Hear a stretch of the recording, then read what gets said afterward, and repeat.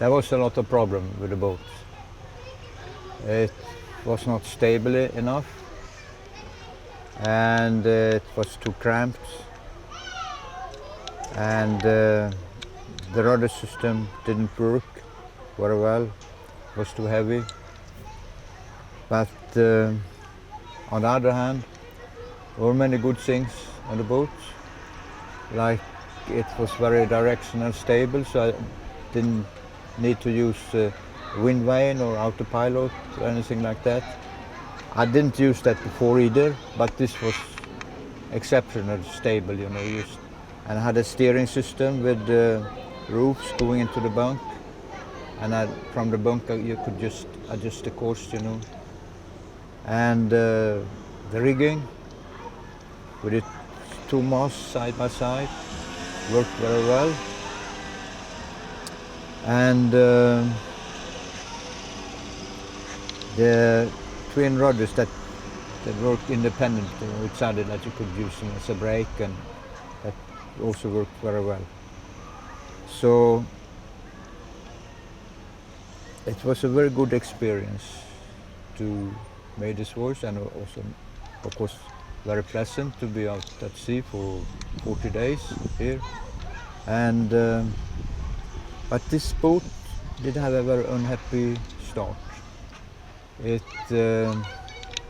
was really an old hull I used. The intention had been to build that boat from the beginning, but then I ran out of money because I had written a manuscript for a book, but the book company refused it because times are changing, like internet is taking over, you know, the book market, especially yachting books, are not as it was before. So I thought, well, I use this old hull, you know. And if you have, when you start a project, of course you have to have a positive attitude towards, otherwise it doesn't work. And but now, with the experience I have and with the positive things, and I've sold a lot of things, it did nearly work. It nearly worked, you know. It's only if I had 8 centimeter more beam on the boat, you know. And because I had to rebuild the boat, you know, I lost a lot of space. So I can make the next one a little bit shorter, you know. I make it 16 centimeters shorter. And now the boat becomes so small so that 4 of these boats goes into a 20-foot container. So, and also moral-wise, you know, if maybe I could have made it in this down to New Zealand in this boat, but that would be wrong to go with an inferior product, you know, and use a lot of energy and worry, you know, to make it work. It's better to redesign it and make it work better. So this is what I'm going to do. First I'm going to build a prototype in plywood, which is a sailing model, you know, in full scale sailing model, and do some tests with that. And then maybe later, you know, I can fine tune the dimensions, you know, but I really hope this is going to work, you know. So now I'm stuck here in Madeira, in Porto Santo, the island next to it. I'm not going to sail the boat anymore, and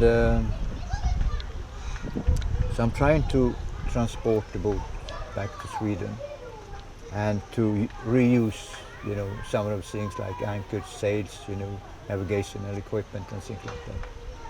Maybe that's too expensive for me. And then I have to scrap the boat here, drive it to the dump, you know, and get rid of it. And take out the things I will use, put them in a box, and try to send that box back to Sweden.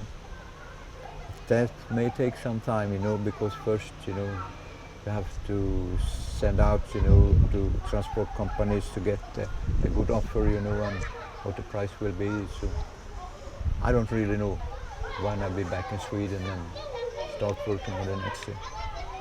So, but when I'm back, I will go on the internet, you know, and explain more and more, you know, the details, you know, how I solve this problem, how I'm going to solve that problem, and why this and why that, you know. So I ask all my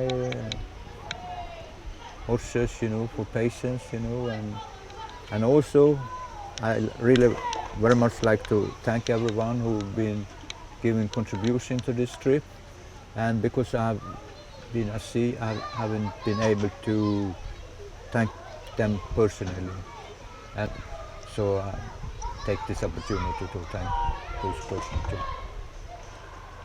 Thank you.